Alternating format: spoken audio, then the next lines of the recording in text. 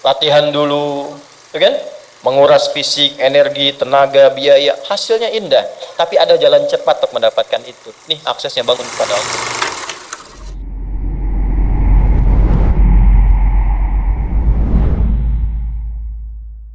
Nih Pak, indahnya begini Pak. Maaf ya. Lihat istri itu, ingat Allah. Lihat anak, ingat Allah. Ibu lihat suami, ingat Allah. Kalau melihatnya begitu, maka substansi berumah tangga itu nikmat rasanya, dan tanggung jawab itu melekat pada diri kita untuk terjaga dalam kebaikan. Ya. Saya nitipkan handphone saya ke antum, dan antum tahu itu punya saya. Ya, dan Anda mencintai saya misalnya, ta'zim di situ. Mungkin nggak handphone itu ditempatkan di tempat yang tidak baik? Mungkin nggak Anda taruh di lantai begitu saja? Demi Allah saya katakan, mungkin Anda akan mencari tempat terbaik, disimpan di situ, dirapi-rapikan, dilap-lap, karena Anda merasa itu punya saya yang dititipkan pada Anda. Manusia saja bisa Anda perlakukan demikian. Bagaimana ketika Anda melihat anak itu amanah Allah, yang Anda sebagai orang tuanya akan ditanya di kemudian hari. Maka kalau mau bersikap yang nggak enak itu, nggak bisa Pak kita lakukan. Mau bentak tuh nggak bisa. Mau marah tuh ditahan-tahan. Ya. Dan itu dijaga.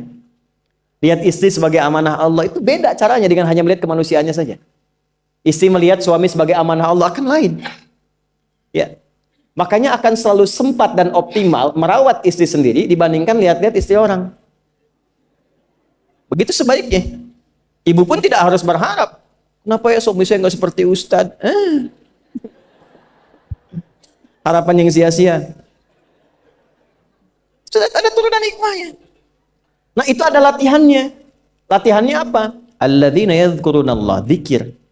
Jadi kalau zikir itu sudah kuat dalam diri kita, ya sudah menghadirkan esensi zikir dalam diri kita, yang dilihat semuanya itu semua anugerah Allah Subhanahu wa taala. Jadi saat dia gembira itu dia bersyukur, dan saat dia sedang mengalami duka dia bersabar. Semua sama sebagai ibadah. Ajaban li amril mu'min. Kalau sudah seperti itu, kata Nabi, perkara hidupnya mengagumkan, gak ada keluhan. Itu latihannya zikir. Nah, zikir ini di Quran diturunkan dalam bentuk yang pokok berupa amalan ritual. Karena itulah semua bentuk amalan ritual disebut dengan zikir. Jadi kalau kita ingin hadirkan sifat tadi, maka cara pertama tingkatkan ibadah ritual. Salat. Apalagi? Al-Quran. Saya ambil dua dulu lah, supaya nggak banyak-banyak dulu. Yang pokok salat, yang kita lakukan tiap hari. Tinggal kuantitas dan kualitas kita tingkatkan. Maaf, lihat sini baik-baik. Salat, itu di Al-Quran disebut dengan zikir. Dalilnya Quran surah ke-20, ayat ke-14. Dan langsung disarikan dengan fungsi ibadah. Sebagai fungsi hidup kita. Sudah? Perhatikan baik-baik. Innani anallah. La ilaha illa ana. Fa'budni wa aqimis salata li dzikri. Itu dalilnya. Sayalah Allah, kata Allah. La ilaha illa ana. Tidak ada Tuhan yang layak dipertuhankan dan layak disembah kecuali saya. Allah. Allah. Bagaimana kenal Allah sebagai Tuhan? Ya, yang layak disembah, yang harus dipertuhankan, kenalnya bagaimana? Mendekatnya bagaimana? Fa'budni, sembah saya supaya kamu kenal saya, dekat dengan saya, tahu saya. Bagaimana caranya? Wa aqimis shalah, tunaikan salat. Jadi kalau pengen dekat dengan Allah, terkoneksi kepada Allah, tersambung, punya sifat tawakal yang kuat, nih tingkatkan salatnya, tambah. Makanya tiap hari kita sholat 5 waktu itu untuk membangun konektivitas dengan Allah. Sebab kalau sudah dekat, aksesnya pun terbuka semua. Itu maksudnya. Anda dekat dengan pimpinan, akses di perusahaannya kan mudah untuk diakses. Ya kan? Kita punya kenalan yang kuat, yang punya sesuatu, aksesnya mudah dibuka. Kita kenal Allah dan dekat dengan Allah, apa yang sulit bagi Allah. Dan ini kita yakin. Nah sekarang Allah kasih jalan. Coba lihat orang-orang dulu, ya. Mereka ketika akan melatih dirinya untuk tersambung kepada Allah, sholat semua, termasuk para nabi, rasul. Tapi dahsyatnya, ketika ada apapun dalam kehidupannya yang sulit Allah mudahkan, minta langsung dikabulkan. Dan sangat luar biasanya seringkali terjadi mintanya lewat sholat. Nabi Zakaria itu kan dihukumi istrinya oleh medis itu menopause dan mandul. Maaf, nggak mungkin punya keturunan. Kapan mintanya? Dalam sholat. Mohon sama Allah. Dan itu dikabulkan. Dan diabadikan di Quran dengan surah yang sama, Ali Imran ayat 38 sampai 39. Hunalika da'a Zakaria rabbah qala rabbi habli min ladunka dzurriyyatan thayyibah innaka sami'ud du'a. Ya Allah, mereka mengatakan aku nggak mungkin punya keturunan. Mereka mengatakan istriku punya keterbatasan. Maka aku memohon kepadamu yang tidak punya batas dalam pemberian. Engkau yang maha mendengar. Kalau kepada yang maha mendengar doa saya tidak dikabulkan, mohon tunjukkan kepadaku lewat sholat ini ya Allah, dengan cara apa lagi dan kepada siapa aku mesti memohon. Itu nggak nunggu lama, permohonan selesai turun jawaban ayat 39-nya. Fanadathul malaikatu wa huwa qa'imun yusalli fil mihrab. Turun malaikat mengabarkan engkau dapat kabar gembira akan punya anak, langsung namanya dikasih Allah Yahya. Annallaha yubasyiruka bi Yahya. Artinya hidup yang mustahil menurut manusia, lahir dari rahim seorang perempuan, maaf, yang divonis monofos dan mandul bayi yang hidup, kata Allah nggak ada yang mustahil, lahir dan terjadi itu. Yahya, John, lahirlah. Kapan terjadinya? Saat sholat. Karena itu saat dipanggil sholat, itu isinya tuh kan doa semua. Silakan ngecek, isinya doa semua.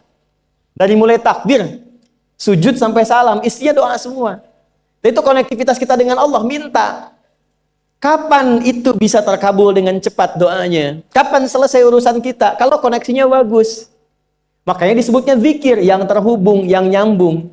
Semakin kenal, semakin dekat, semakin mudah. Kadang belum minta, sudah diberi.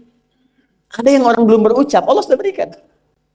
Sehingga ketika menghadapi masalah yang sama, ringan. Bukan gak punya masalah. Akan dihadapi, diringankan oleh Allah. Masalah yang sama, ini sampai ribut, adu argumentasi. Orang ini cuma senyum selesai. Betapa banyak masalah kecil diargumentasikan jadi besar. Akhirnya problem. Tapi tidak sedikit masalah besar dihempaskan di atas sajadah. Ketika koneksinya dengan Allah itu kuat, tiba-tiba hilang seketika. Selesai. Makanya Nabi Yakub kalau punya masalah, yang beliau lakukan apa? Dia bentangkan sajadahnya, dia sholat, dia mohon kepada Allah. Itu dilestarikan di Quran surah ke-12 Yusuf ayat ke-86. Aku tuh kalau sedang punya masalah apapun, ya aku bangun konektivitas dengan Allah. Innama ashku bathi wa huzni ilallah. Saya curhatnya cuma sama Allah.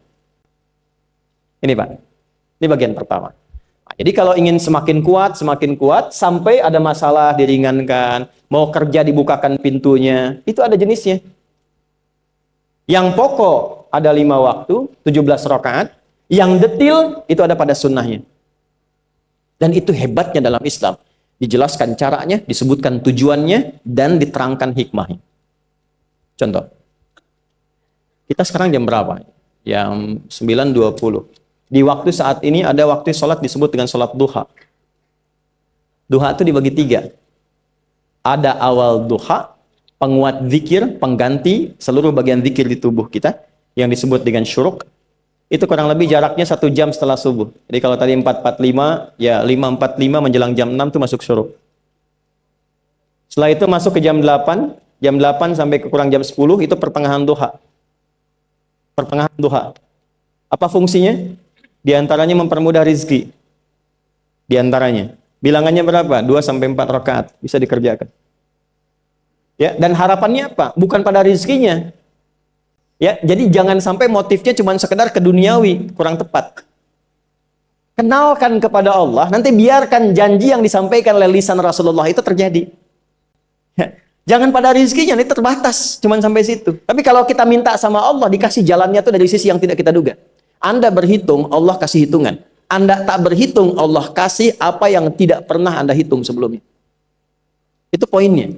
Maka lakukan sholat dekati, itu yang disebut sholat duha. 2 rakaat, tambah lagi 2, untuk kenal Allah. Kalau sudah merasakan dekat, sudah nyaman, sudah enak, muncullah kemudian kesan dalam hati. Terserah Allah mau kasih berapa. Yang penting sudah enak, sudah damai. Di titik itulah kemudian Allah limpahkan dari apa yang nggak pernah kita duga sebelumnya. Tiba-tiba keluar, kok ada telepon, dapat proyek, dapat macam-macam. Tapi tujuan sholatnya bukan untuk proyeknya. Buat kenal Allah, ulul albab ini.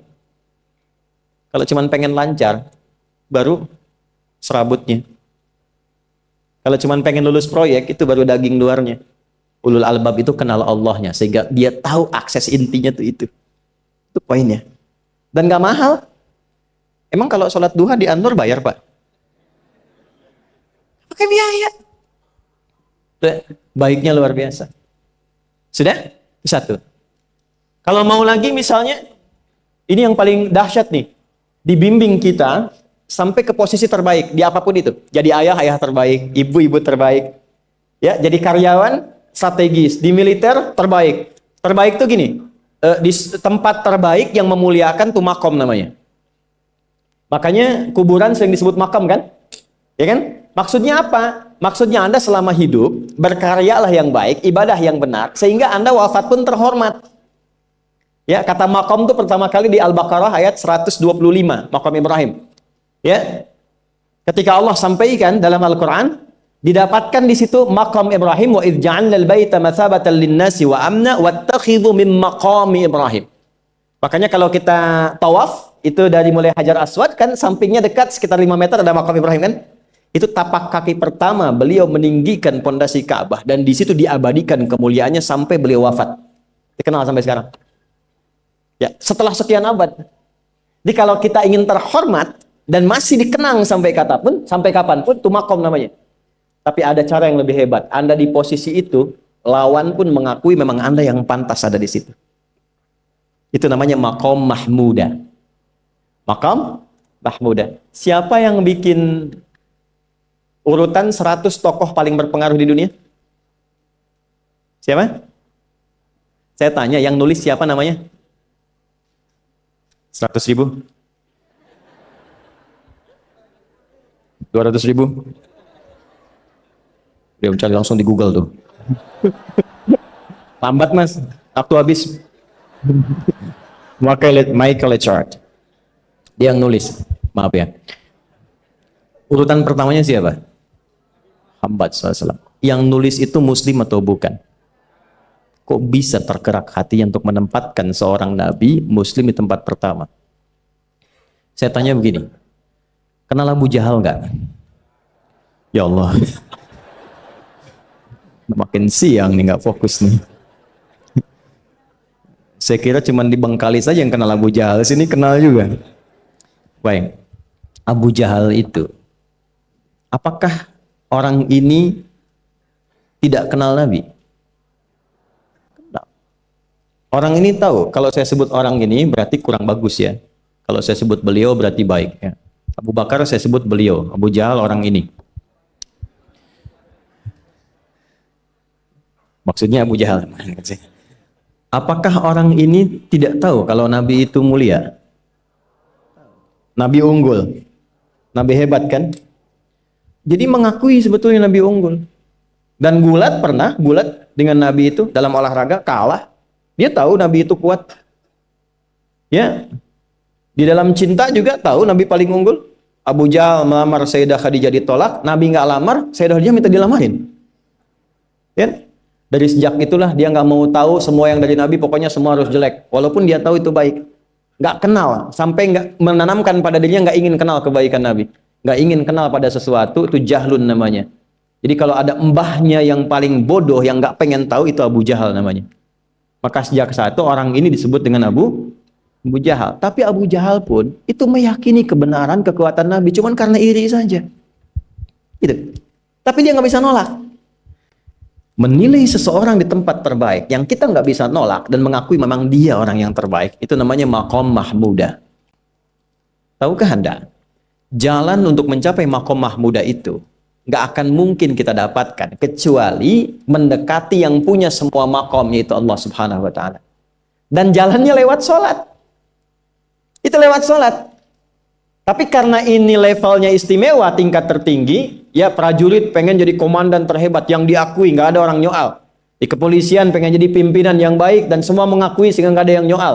Di perusahaan pengen jadi pimpinan yang ideal, ya semua mengakui, nggak ada yang nolak. Itu makom mahmuda. Jalannya apa? Ternyata nggak pakai uang, nggak pakai koneksi-koneksi yang tidak jelas. Koneksinya dibangun dengan Allah sehingga Allah melembutkan hati semua orang itu untuk menetapkan dia yang terbaik. Sholat. Karena levelnya tinggi, dinaikkan dari sekedar sholat fardu. Ditempatkan di waktu yang tidak biasa. Butuh pengorbanan, butuh perjuangan. Namanya tahajud. Turunlah Quran surah ke-17 ayat 79 sampai 81 itu. Quran surah 17 ayat 79 sampai 81. Ini poinnya. Wa minal laili fatahajjad bihi nafilatan laka asa ayyab'athaka rabbuka maqaman.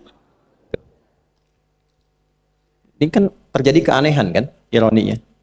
Anda pengen sukses, pengen tertinggi, Anda tahu Allah penentunya, Anda tahu Allah yang punya rizki, Allah punya kekuasaan, tapi Anda nggak mendekati Allah.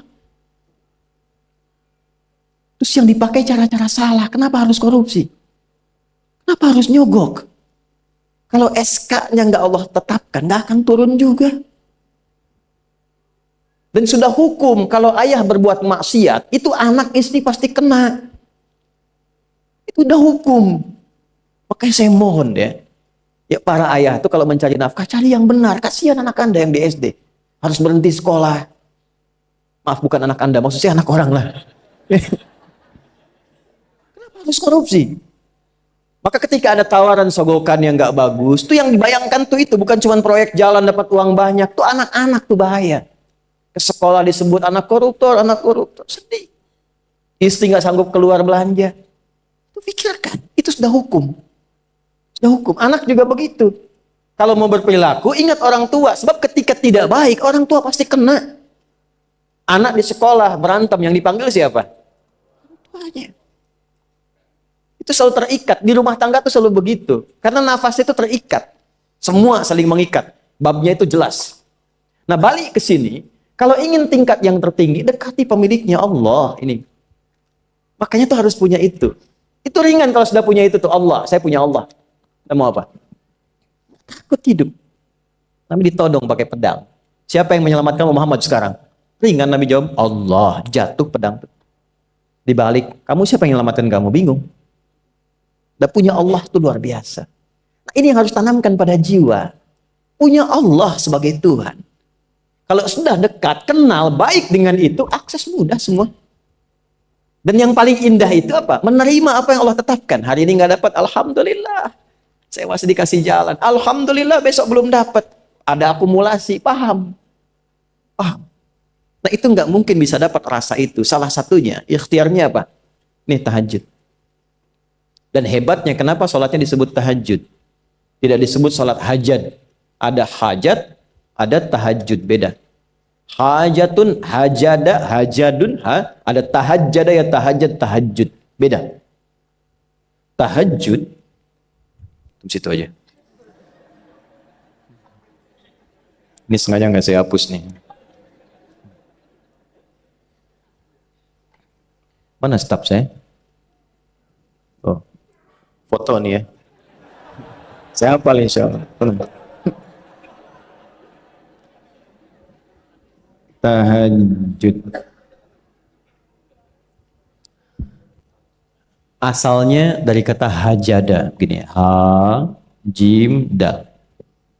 Ditambah ta di depannya, lalu ada tasydid sebelum akhirnya. Nih.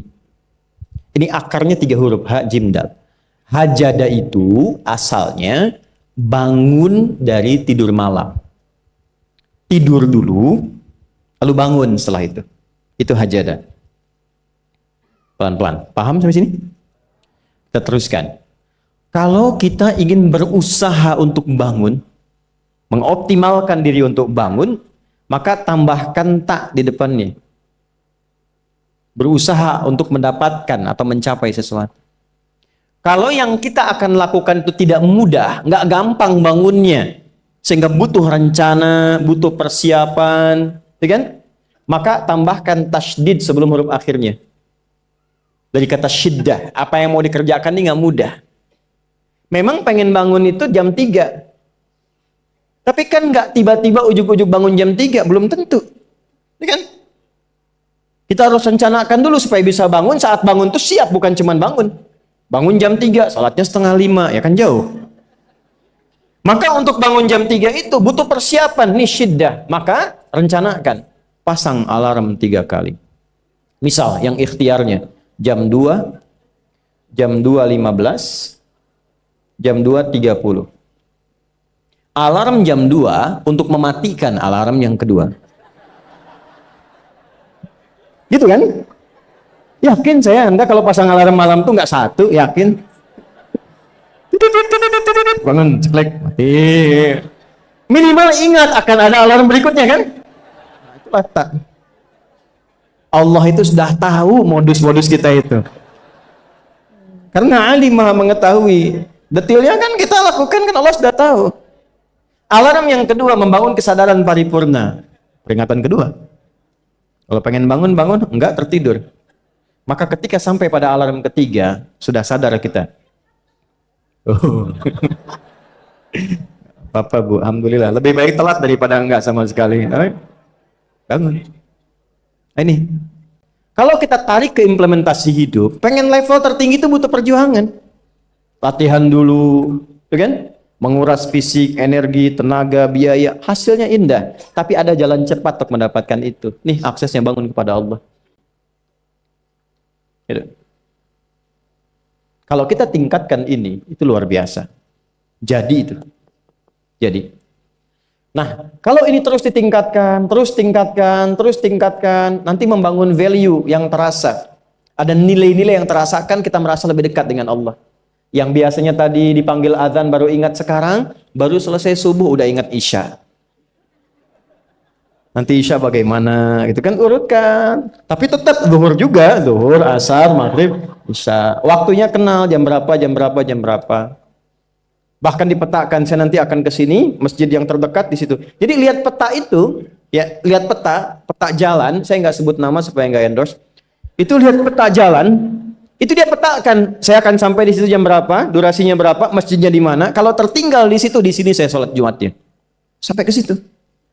Nah, value yang membuat kita semakin meningkat dekat dengan Allah, itu takwa namanya. Takwa. Disebutkan sebanyak 240 kali dalam Al-Quran. Nah, intinya itu ini nih. Jiwa takwanya. Kalau ini sudah ada, Allahu Akbar. Silahkan Anda keluarkan semua kata-kata takwa di Quran. Tidak ada kecuali yang indah semuanya. Quran surah 65. 65 itu babnya bab tolak. Surahnya at-tolak. Tolak itu persoalan terbesar di rumah tangga. Nggak akan bisa terjadi yang demikian itu kalau ada takwa di dalamnya. Nyambung. Kalaupun mesti terjadi, itu spirit takwa mengarahkan pada yang terbaik. Makanya di ayat kedua di ujungnya, sampai ke ayat 3, apa yang terjadi? Di rumah tangga itu kan cuma 2 babnya. Satu masalah dari komunikasi, yang kedua materi. Perhatikan. Wa may yattaqillaha yaj'al lahu makhraja wa yarzuqhu min haitsu la. Siapapun yang mampu meningkatkan takwanya kepada Allah. Pakai man tuh, setiap personnya. Suami, istri, ayah, ibu, anak, satu keluarga mencoba meningkatkan takwa. Dia tahajud, bangun semua ingatkan. Bangun semua tahajud, salat duha, yuk ingatkan dimanapun. Alhamdulillah. Apa yang terjadi ketika dilakukan? Apa jawab Allah? Yaj'al lahu makhraja. Enggak pakai alif lam, makhraja. Masalah apapun yang engkau alami. Suami berangkat ada masalah. Ada masalah umum yang semua orang mengalami itu. Tapi yang ini enggak. Kena macet, ada macet, dia mau berangkat, tiba-tiba diarahkan, jangan lewat situ Pak, macet, Bapak kesini aja. Ya. Pak ikut kami saja Pak, tiba-tiba patwal datang, ayo ikut. Ya, itu bisa terjadi. Wa yarzuqhu min haitsu la yahtasib, bahkan rezekinya pun itu datang dari sisi yang nggak diduga. Nggak nyangka ya, emang nggak sangka datangnya. Ya, habis sholat, tiba-tiba telepon masuk, belum selesai proyek ini ada permintaan itu. Beda istidraj dengan takwa itu lain. Kalau istidraj itu bertambah tapi lupa Allah. Hati-hati. Proyek nambah, sholat lupa. Hati-hati. Hati-hati ya. Pekerjaan menambah, omset nambah, tapi nggak pernah bisa ngaji.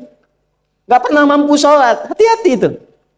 Dan paling bahaya kalau itu nambah terus sehingga membuat lupa semua ibadah. Itu istidraj namanya. Istidraj. Ancamannya akhirat tuh, hati-hati. Segera ingat, segera ingat.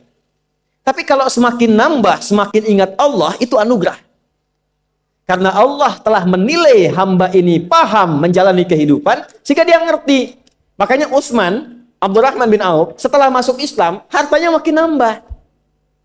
Karena kenapa? Karena telah dinilai layak mengelola harta, paham cara mengelolanya. Dapat segini, alokasikan ke sini. Dapat segini, alokasikan ke sini. Pak, di mana logikanya? Ada 600 truk hasil usaha. Bapak punya 600 perusahaan. Satu perusahaannya itu bergerak di bidang misalnya logam mulia. Ya, ada emas, ada berlian, ada macam-macam dan sebagainya. Satu kali Anda berhasil mendapatkan kurang lebih 600 truk logam mulia di dalamnya.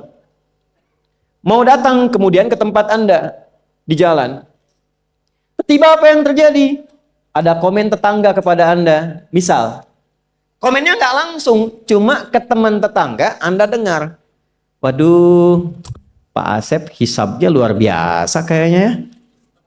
Hisabnya, bukan berliannya. Hisabnya luar biasa, terus nyampe di telinga Anda. Kira-kira ketika mendengar itu respon Anda apa? 100.000? Bingung kan? Bingung. Lihat Abdurrahman bin Auf, jazakallahu khair. Datang 600 kafilah pakai unta. Isinya semua emas, berlian, perak, macam-macam. Heboh Madinah, bum bum bum bum bum bum bum. Tiba-tiba Sayyidah Aisyah komen radhiyallahu taala anha. Beliau kan yang terdekat dengan Nabi, satu istri Nabi SAW. Jadi kalau sudah ring satu Nabi, ada yang komen, kita tuh cuma 3 sikapnya. Like, share, and subscribe. Gak usah ikut komen lagi. Sukai, share, subscribe. Ikuti jalannya. Apa komennya? Secara singkat, kama qalat. Aku pernah mendengar Nabi SAW mengatakan, Abdurrahman bin Auf itu agak lambat hisabnya. Ya, selambat-lambatnya cepat juga dibanding kita kan? Ya? Maksudnya apa? Ingin menggambarkan betapa banyak kekayaannya. Scan, checklist, semua. Ketika mendengar komen itu, apa kata Abdurrahman bin Auf? Saya jadikan semua yang baru datang itu saya sedekahkan semua untuk orang Madinah. Supaya mempercepat hisabnya itu. Saya sedekahkan semua. Bisa nggak begitu?